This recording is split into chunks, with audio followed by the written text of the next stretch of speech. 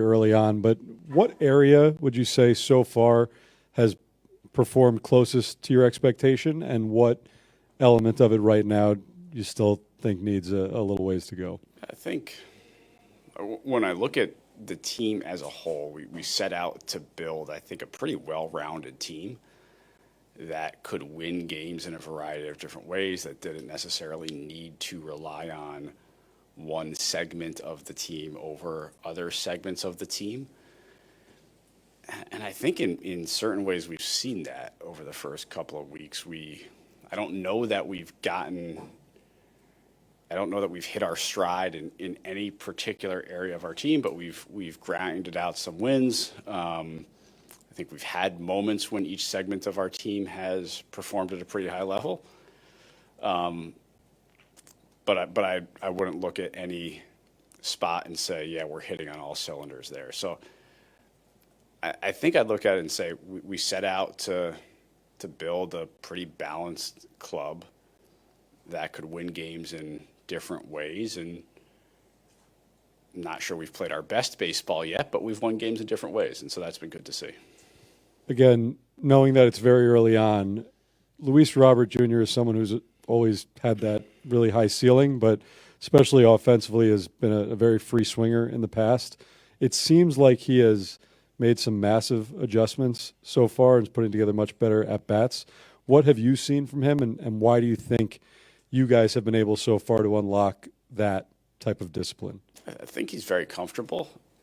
And, I don't know that we want to get too caught up on whether it's chase rate or walk rate or anything like that with Luis. He's such a dynamic offensive player. He can impact the game in a variety of different ways, and probably the most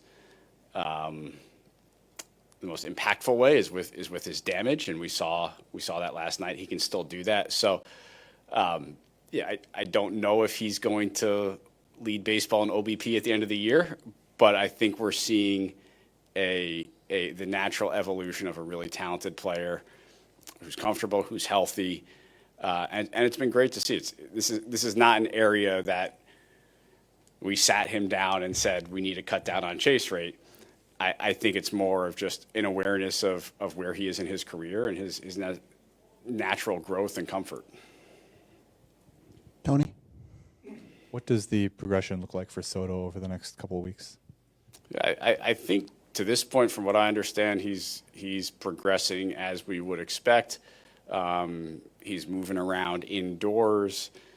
I think the key at this point is let's make sure he doesn't get deconditioned, and let's keep him going so that when the calf is fully good, we don't have this lengthy ramp up. I don't have a specific on this day he's going to start running, on this day he's going to hit on the field, on this we don't have that yet, but we're optimistic this is not going to be a particularly long-term absence right now. And separately, Benj, what have you seen from him so far with the first couple of weeks of the season, and what does he need to show you to remain at this level?